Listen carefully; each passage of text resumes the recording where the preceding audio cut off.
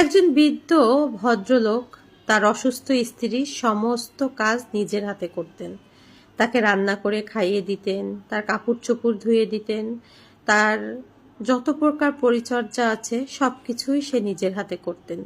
কোথাও গেলে তাকে হাতে হাত ধরে নিয়ে যেতেন, কখনোই এক মুহূর্তের জন্য চোখের আড়াল করতেন না। একজন প্রতিবেশী এটা দেখে একটু বিরক্তির সুরে তাকে জিজ্ঞেস করলেন বৃদ্ধকে, আচ্ছা, আপনি যে সারাক্ষণ আপনার স্ত্রীর সব কাজ করেন, আপনার কি নিজস্ব ব্যক্তিত্ব বলে কিছু নেই?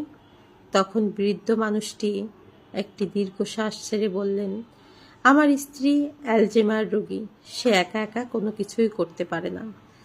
তখন প্রতিবেশী তাকে কৌতূহলবশত বললেন, আচ্ছা, আপনি যদি তাকে ছেড়ে চলে যান তাহলে কি সে অনেক কষ্ট পাবে? বৃদ্ধ তখন উত্তরে বললেন, আমার স্ত্রী তো আমাকে চিনেই না। সে স্মৃতিশক্তি হারিয়ে ফেলেছে অনেক বছর ধরে, সে কাউকেই চিনতে পারে না। তখন বর্ষিয়ান মানুষটিকে প্রতিবেশী বললেন, তারপরও আপনি তাকে নিয়ে আছেন?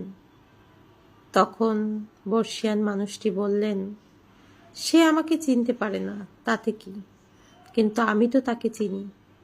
সে আমার ভালোবাসা, আমার আপনজন, সে আমার।